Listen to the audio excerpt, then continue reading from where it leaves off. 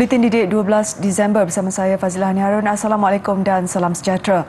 Sambutan Hari Kanak-Kanak Sekolah Kebangsaan Paluh 3 Gua Musang, Kelantan berlangsung dengan meriah baru-baru ini. Bukan sahaja murid, malah ibu bapa begitu teruja dan bersemangat menyiapkan anak-anak dengan busana mengikut kerjaya pilihan mereka. Biarpun lokasi sekolah ini di kawasan luar bandar, program ini tetap mendapat sambutan luar biasa. Guru Besar Haslina Harun berkata, sejak 2 minggu lalu, pihak pengurusan sekolah bertungkus lumus memastikan kelancaran program. Tema yang dia gunakan, murid berpakaian mengikut cerita masing-masing. Dan usahawan itu merupakan satu cerita yang kita selitkan di dalam program kita pada hari inilah. Dan insya-Allah kita harap program kita jalan ini akan sedikit sebanyak dapat menyuntik semangat untuk anak-anak kita untuk hadir ke sekolah dan merasa sekolah ini merupakan satu tempat yang orang kata cukup baik untuk mendapat ilmu, menimba ilmu dan bersemangat lagi dalam mencapai cita-cita masing-masing. Ibu bapa juga didapati sanggup mengeluarkan modal demi keseronokan anak-anak yang mahu tampil dengan pakaian pilihan mereka. Saya selaku ibu bapa pada pelajar di sekolah Paluh 3 ni lah, rasa amat bertuah lah dengan komitmen yang ditunjukkan oleh cikgu bersama dengan AJK PIBG. Dengan adanya program ni dapat merapatkan lagi penglibatan murid dengan ibu bapa bersama cikgu-cikgu lah semua. Ibu bapa ni saya tengok sangguplah berhabis pitih demi merealisasikan impian dan cita-cita anak-anak. Terima kasih kepada cikgu-cikgu SK Paluh 3 kerana banyak memberi sokongan lah pada ibu bapa dan anak-anak di sekolah kebangsaan Paluh 3. Program ni amat baiklah. Ibu bapa pun boleh join sekali tengok anak-anak. Program sebelum ni pun meriah juga lagu ni juga. Kira kapur ni bagi sokongan berlaku lah kepada cikgu dengan sekolah ni. SK Paluh 3 terletak 15 km dari simpang Gua Musang, Kuala Krai dan mempunyai 298 murid yang terdiri daripada anak-anak dari kawasan rancangan kemajuan tanah RKT Paluh 3.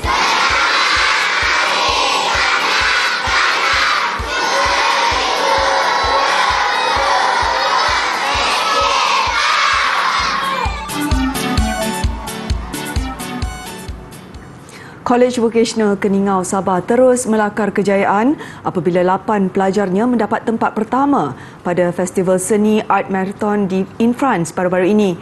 Pasukan jurusan Bakery dan Pastry college itu mendapat tempat pertama dalam kategori teater pembaca yang dilaksanakan secara dalam talian pada 5 Disember lalu.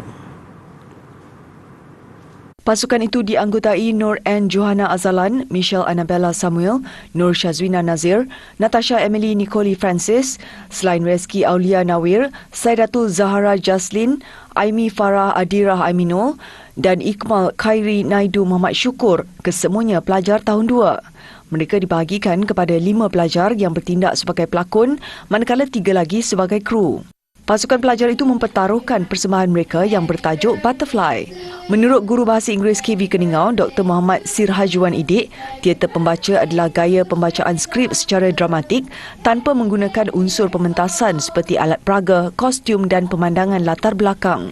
Ujarnya, skrip persembahan adalah hasil karya mereka sendiri yang mengisahkan perubahan fasa kehidupan. 7 years later. Perpustakaan Sultan Ismail PSI di Johor kini berwajah baru dengan menampilkan konsep dan dekorasi yang lebih moden untuk keselesaan pengunjung selepas melalui proses penjenamaan semula. Pustakawan PSI Tengku Tarmizi Tengku Aziz berkata, ia bukan sahaja menjadi tempat membaca dan meminjam buku, malah pengunjung boleh mengakses internet menggunakan kemudahan Wi-Fi secara percuma. PSI kini juga boleh digunakan sebagai lokasi perbincangan atau penganjuran pelbagai bengkel sepanjang ia beroperasi. Jelas Tengku Tarmizi, operasi PSI ditutup sementara pada 2018 bagi tujuan naik taraf bangunan sebelum dibuka semula tahun lalu.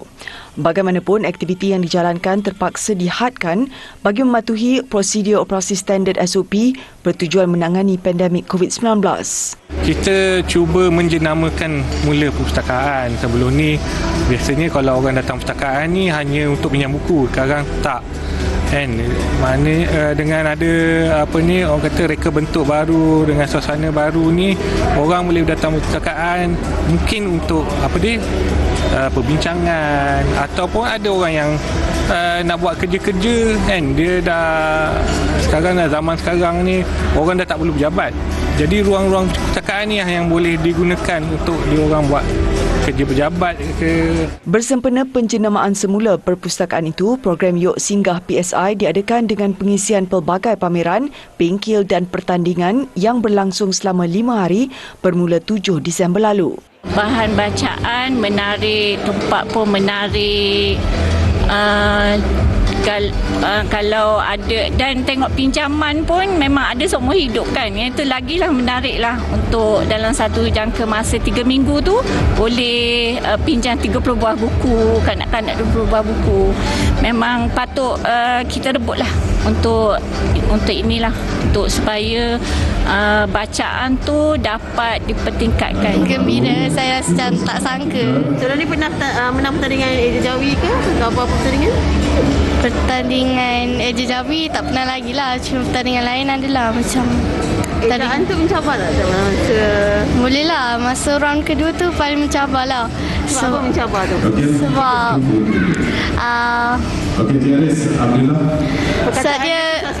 perkataan dia susah. Saya macam loading kat situ. Okey, sebelum masuk pertandingan ada refer mana-mana? Baca buku Jawi dulu ke? Atau spontan saja? Tak pernah, ni first time. Okey, apa pendapat adik dengan perpustakaan ni? Tempat dia memang cantik and sebab kita pun tak pernah masuk perpustakaan macam ni. So bila first time masuk ni macam wah, cantik tempat ni, betul, cantik betul. Buku-buku macam mana? Buku-buku tak baca lagi, tapi kalau kita macam masuk sini lagi, nak cubalah baca semua buku kat sini. Adik minat buku yang macam mana? Novel ke? Kita minat jenis novel dengan sejarah. Pengunjung nyata teruja dengan perubahan yang ditampilkan PSI. Ia juga memberi keselesaan untuk menelaah bahan bacaan disediakan sepanjang operasi setiap Sabtu hingga Khamis bermula jam 9 pagi hingga 6.30 petang.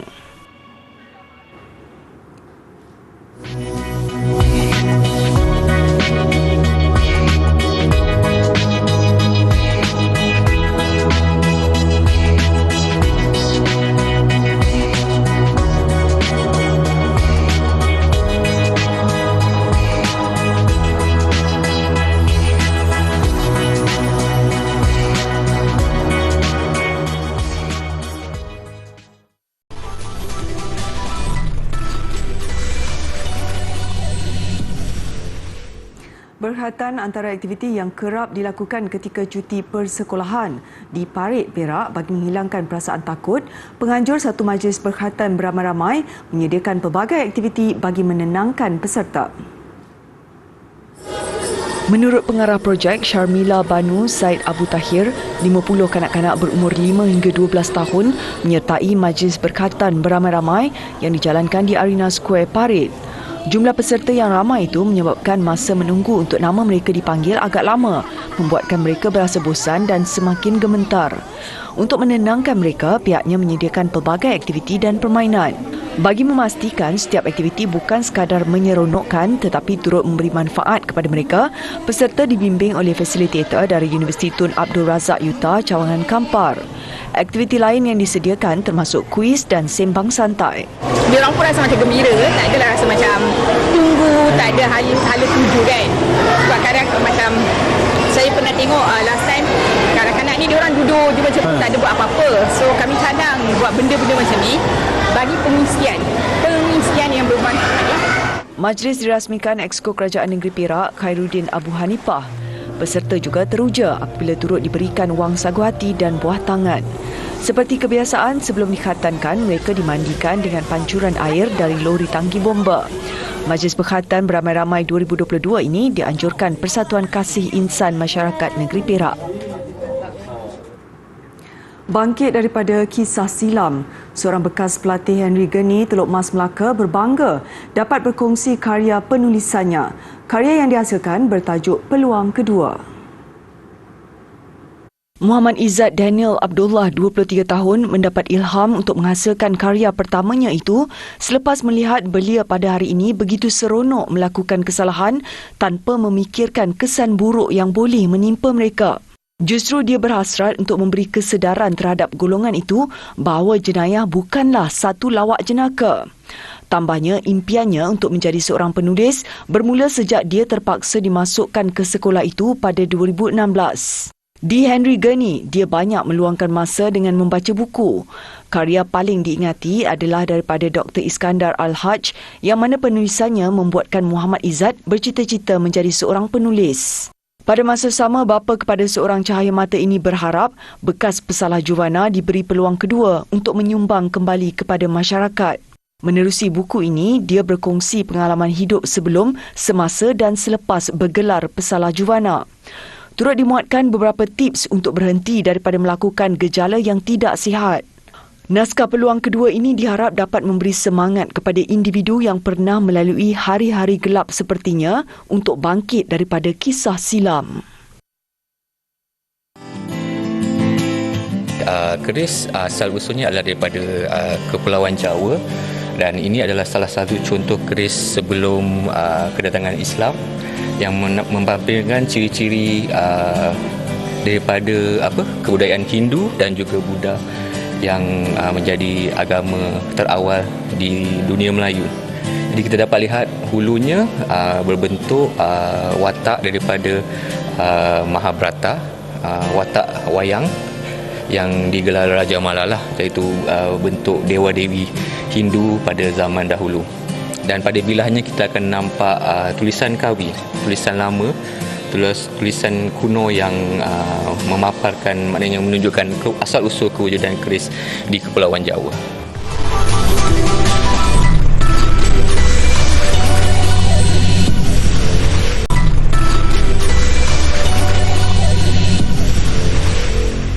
Seramai 40 individu berjaya menamatkan kursus asas instruktur senam aerobik orang kurang upaya OKU peringkat kebangsaan 2022 yang diadakan selama 3 hari di Ibu Negara.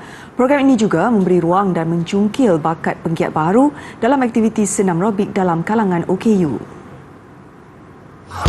Daripada 40 penyertaan program itu, 60% merupakan golongan OKU yang terdiri daripada OKU berkerusi roda, masalah pembelajaran dan kerdil. Mereka hadir dari Melaka, Kuala Lumpur, Selangor, Negeri Sembilan dan Perak. Kalau ikut peserta yang ini adalah daripada daripada ada atlet Paralimpik sendiri, atlet OKU, dan ada juga guru-guru daripada sekolah-sekolah pendidikan khas dan sebagainya. Sebab itu kita kena gemblingkan dua-dua komposisi ini supaya lebih mudah mereka melaksanakan aktiviti di PDK yang terlibat untuk memberi ruang kepada atlet-atlet untuk aktif. Tambahnya, selain menarik lebih ramai atlet OKU bergiat dalam aktiviti kecergasan, program ini juga bertujuan melatih lebih ramai OKU terlibat dalam sukan berprestasi tinggi sehingga boleh mewakili negara pada masa akan datang.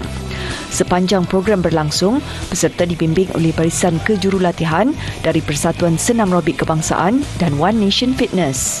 Antara modul yang disampaikan, pergerakan sistem anatomi manusia, asas senam aerobik, pemilihan muzik dan koreografi. Kapsul angkasa lepas Orion NASA mendarat di Lautan Pasifik semalam melengkapkan misi Artemis 1 iaitu perjalanan mengelilingi bulan dalam masa beberapa tahun lagi. Kapsul tanpa kru Orion terapung di laut dengan bantuan 3 payung terjun besar sejurus memasuki atmosfera bumi pada kelajuan 40,000 km sejam. Ketika mengelilingi satelit mengorbit bumi, Orion merekodkan perjalanan lebih 1,000,000 kilometer. Ia mampu pergi lebih jauh dari bumi berbanding mana-mana kapal angkasa boleh huni sebelum ini. Orion tidak mengalami kerosakan ketika helikopter terbang di atasnya sejurus mendarat. Kapsul berbentuk gula-gula getah itu mampu bertahan daripada suhu 2,800 darjah Celsius, iaitu kira-kira separuh daripada permukaan matahari. Kejayaan misi berkenaan bakal memacu pelaburan bernilai puluhan bilion dolar bagi program Artemis bertujuan membawa manusia ke bulan dan persediaan perjalanan ke Marikh suatu hari nanti.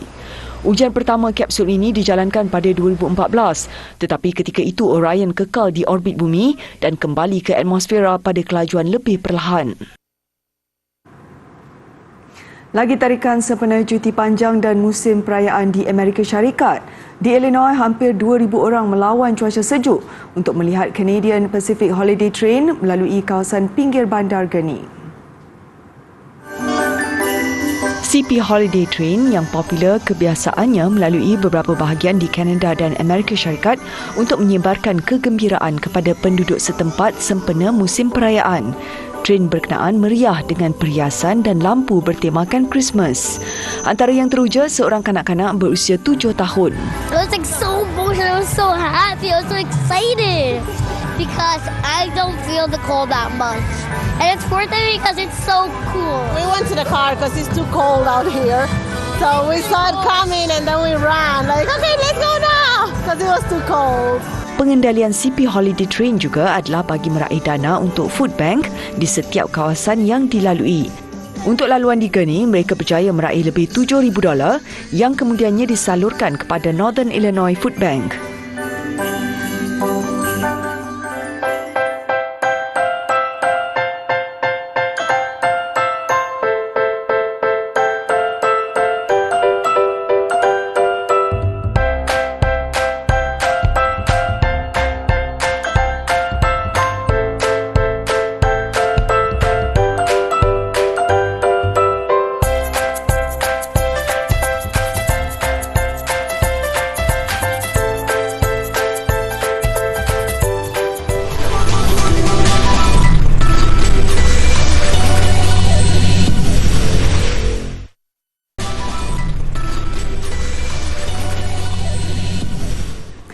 Sukan, pemain nombor 1 dunia dari Denmark, Victor Axelsen menepati ramalan menjuarai badminton jelajah dunia akhir BWF di Bangkok, Thailand. Akhirnya Yamaguchi pula menceriakan Jepun dengan memenangi acara wanita, manakala China unggul dengan 3 kejuaraan dalam acara beregu. Axelsen yang turun selaku juara bertahan hanya memerlukan 41 minit untuk menundukkan Anthony Sinisuka Ginting di pentas final. Menang set pertama 21-13, pemain nombor 1 dunia berusia 28 tahun itu berjaya menoktakan kemenangan 21-14 di set kedua sekaligus meraih gelaran ke-8 bagi musim 2022.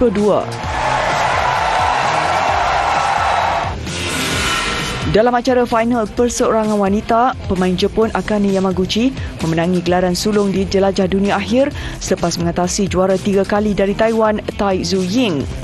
Yamaguchi yang kini menduduki ranking nombor 1 dunia bagaimanapun berdepan cabaran sengit sebelum melakar kemenangan 21-18, 22-20 dalam permainan yang mengambil masa 46 minit.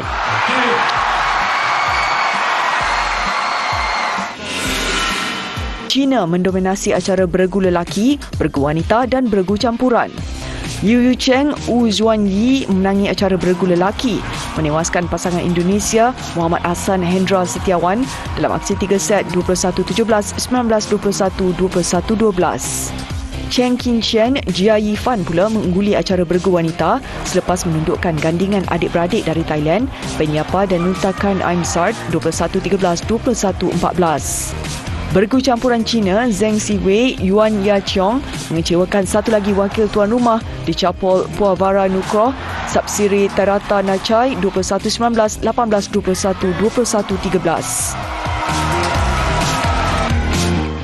Pasukan MPKJ FC muncul juara Selangor Champions League 2022 apabila menewaskan pasukan Bandar Putra 2 FC 3-0. Ia sekaligus menamatkan penantian selama 4 tahun dalam kejohanan yang diilhamkan oleh Raja Muda Selangor Tengku Amir Shah Sultan Sharafuddin Idris Shah Al-Haj. Kejayaan ini amat bermakna buat MPKJ FC selepas berentap sengit dengan 16 pasukan lain membabitkan 500 pemain sejak saingan bermula 8 Oktober lalu. Kita sentiasa lebih baik, so kita memang bagi tahu players kita nak jadi PBT yang pertama menang ACL untuk sejarah lah. So kemenangan ni untuk semua PBT di Selangor lah yang memperjuangkan bola sepak dekat PBT lah. Pasukan Bandar Putra 2 FC pula akur dengan pencapaian ke peringkat akhir biarpun kali pertama membuat penampilan di pentas Selangor Champions League musim ini. Saya sangat berpuas hati. Alhamdulillah. Actually kita dapat masuk final pun kita dah jadi juara untuk saya, untuk edisi 2022 ni, sebab tim ni saya pun set up ngam-ngam setahun lah, November. Sebelum ni memang kita pun tak jangka dapat masuk sampai tahap ni. Dalam pada itu, pasukan KB Mas dinobat selaku juara Liga Remaja bawah 20 tahun selepas mengatasi pasukan Genpro 1-0. Lebih 10,000 atlet dari 88 negara akan bertanding di International Cheer Union World Cheerleading Championship yang akan berlangsung pada bulan April tahun depan di Florida, Amerika Syarikat. Buat julung kalinya, Malaysia menghantar penyertaan menerusi tim Malaysia Youth All Girls. Pasukan sorak ini dianggotai 28 ahli terdiri daripada pelajar berusia 11 hingga 14 tahun dari beberapa sekolah sekitar Selangor. Rata-rata mereka terpilih berdasarkan bakat dan kriteria yang dicari untuk pasukan. Antaranya mempunyai latar belakang dalam gimnastik dan juga tarian ballet. Bagi ahli pasukan sorak pula, mereka menjadikan bakat jurulatih mereka, Candy Ong, sebagai idola. As long as diorang punya umur tu 11 sampai 14, kita alu-alukan semua datang uji bakat. So itu kita start. Lepas tu kita start bersedia training 3 kali seminggu sampailah Disember. Kita tak ada break. In fact nanti training lagi 3 jam. Lepas tu start bulan depan kita akan 4 hingga 5 kali all out kita training lah sampai April. Penyertaan antarabangsa ini menjadikan satu komitmen penting dalam kalangan ahli bagi mempertontonkan bakat Malaysia di pentas dunia. Betul-betul work hard and berdedikasi dalam sport ini sebab this is team sport. So kalau you ada dalam your school team, jangan give up dalam your school team punya training. You kena all out training dengan your team and at the same time buat extra conditioning kat rumah. Stretching ke apa-apa kena buat kat rumah. Tiada jalanan yang mudah. You have to work hard for what you want to achieve. Dan if you believe it, you can do it. Kepada yang berminat untuk mengikuti sukan sorak, perlulah berdisiplin dan fokus dan semangat berpasukan. Perkembangan tim Malaysia Youth All Girls ini sentiasa dikemaskini di laman sosial mereka, terutama di Instagram @teammalaysiacheer. Gelagat Santa Claus menyelam dan memberi makan ikan dalam sebuah akuarium di Jepun mengakhiri Buletin Didik. Saya Fazlani Harun, salam hormat dan Assalamualaikum.